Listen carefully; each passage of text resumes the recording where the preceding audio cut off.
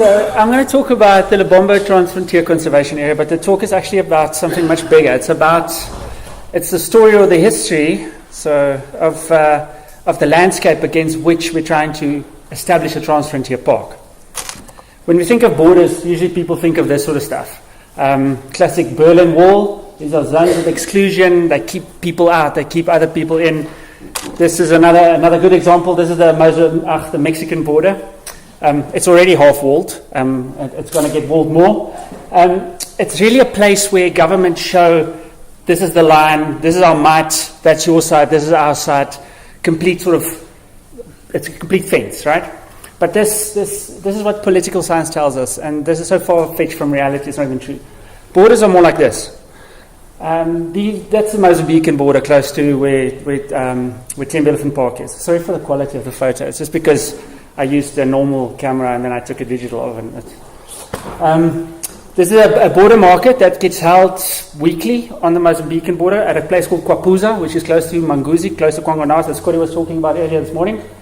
And here you get people from opposite side of the border coming about twice a week to trade goods. Now the stuff they trade, everything from fish that's been dried, that were caught in the Maputo special reserve. Usually from the Mozambican side we get sort of the dried fish, cigarettes, contraband, used clothes, stuff like that. And from South African side, obviously cash.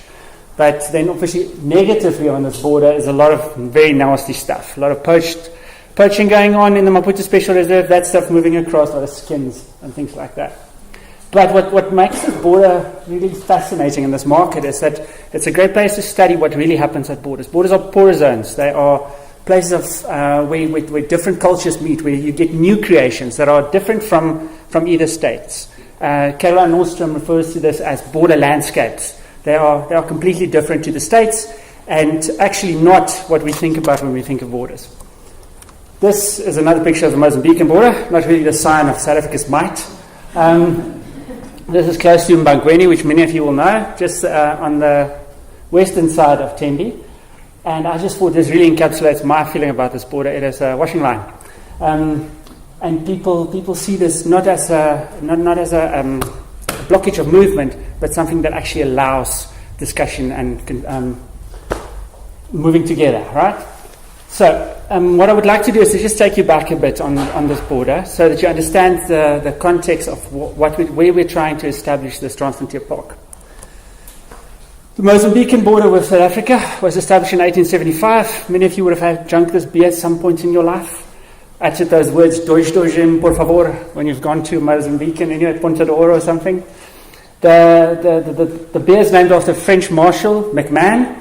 And in 1875, he decided on a map, this is the line between South Africa and Mozambique, to settle a land dispute between Portugal and Great Britain at the time.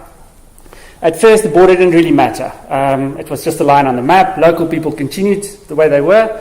The chief of the Tembe Tonga people, or Maputo Tembe people, still resided in Mozambique and only later moved to the South African side. Now, the reason he moved was really because Portugal and Britain followed two completely different sets of colonialism.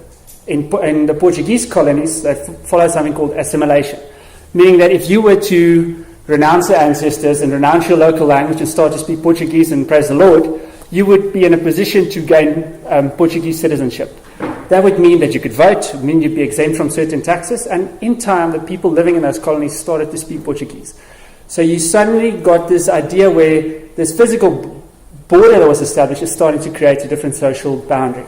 On the South African side, the good old English system of indirect rule was implemented, which means there was no chance of becoming an English citizen, and you were ruled through your existing chief, as long as the chief paid homage to the British Crown, obviously.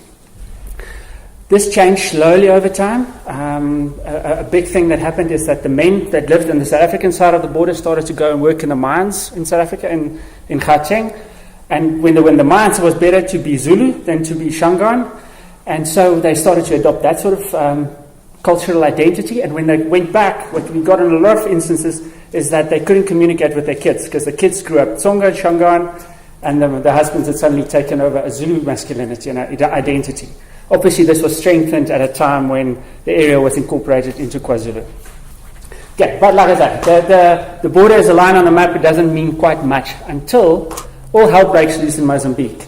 In 1975, Mozambique gains independence from Portugal, and that sets off a terrible internal war in Mozambique between Frelimo and Renamo, which is caught up in this global geopolitical war and the Cold War and South Africa's war of destabilization in the region.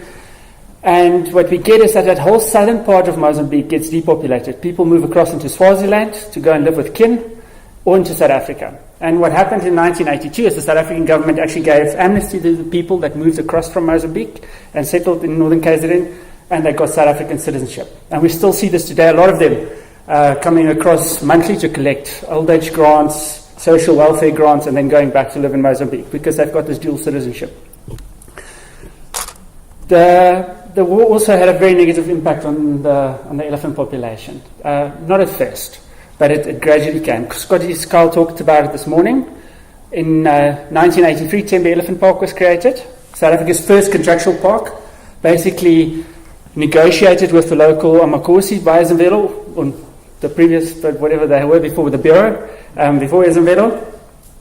And in that time, it was to stop the elephants from causing crop damage. The elephants used to migrate freely from Maputo Special Reserve along the Fuji corridor and into the Siangwan forests when the fruit ripened.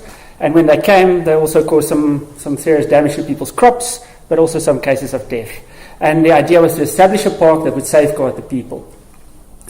At first, the park's northern boundary remained open, and the elephants migrated freely up into Maputo Special Reserve and down. But then as the Bureau had more control of Tembe Elephant Park and started doing research, I saw that the elephants were returning with bullets in them, they were returning with snare wounds, and a decision was taken in 1989 to close that northern border. That effectively cut in half this elephant migration route and the population. Things changed again, luckily. 1992, Mozambique ended its internal war, and the whole geopolitical situation changed. South Africa also changed, luckily. And suddenly there was this dream of Transfrontier Parks, or Peace Parks was the first thing. This dream that we will create these massive reserves linking parks on our borders with parks in Mozambique, Swaziland, all the stuff Roelie was talking about. In the latest Peace Parks annual review, they identified like 18 Transfrontier Parks in different stages of development all over Africa. And Roelie was telling us about the 6 we've got on our borders too. Massive dream and massive money spent on this. And fantastic stuff done. The parks that have been established have been great success stories, but we haven't really got it right here, down at the bottom. The idea here was initially fueled by the elephant population. It was about, in Tembe, you're sitting with more than 300 elephants in a very small area, and the idea was always that the elephants would push this Transfrontier Park. We could re-establish the migration routes and stop things like culling, contraception of elephants, and all the things we have to put in place to maintain a very small or a very big elephant population in a very small space. However, today, like I say, it hasn't happened. And there's a couple of reasons for it, but my sort of main assumption is that it's the way we view parks in South Africa. These photos aren't taken outside of the park. This is inside Maputo Special Reserve, where people are harvesting natural resources, fishing, living off the land, living with the elephants that are in that park. Have figured out over centuries how to do that. Yet in South Africa, we've got a real frontier sort of mentality when it comes to parks, and there's no space for people in parks. I've learned that the Fuji corridor is completely fenced all the way up to Maputo Special Reserve, but that the northern border of Tembe remains closed, and that there probably is no immediate chance of it dropping. And some of it is about rhino conservation problems in South Africa. But it really is about the way we see wildlife and people in this country and how it's been viewed in different African countries. Over the last couple of years, we were fortunate to work with a range of NGOs on the opposite side of the border in Mozambique, in the Fuji corridor, and on either sides of the border. Ruzani, you mentioned Chesby. They're also active here. Actually, let me get you a nice photo of some of the projects they're doing, and it's all about livelihood support. It's about getting people to adopt a way of life, or to maintain a way of life rather, that is consistent with a conservation land use of that landscape. Chesney were one of the first organizations we worked with, and at the time when they started, we realized that there were various different NGOs doing little pockets of good all over the place. And they established like a consortium of NGOs doing the work. Another project that Chesney did in that area, which was very, very cool, is about getting people in touch with the tourism markets. All the little crafters, all the little beaders, trying to establish a way that they can access the market. Also, another organization we work with is called LUPA. LUPA comes from it was formed after Swiss NGO Helvetas, who was working in this area during the war and after the war, had trained some very good guys and really capacitated them, and they formed their own NGO when the war was over and Helvetas left. And they do stuff like bee farming, chili growing, all sorts of little things to try and make sure that people can maintain a livelihood. They do a lot about with this organization. Another one is around sustainable fisheries, and how do you, as a small farmer, maintain a landscape use that is consistent with the ideas of this new park in which people live. However, in conclusion, and I'm very quick, for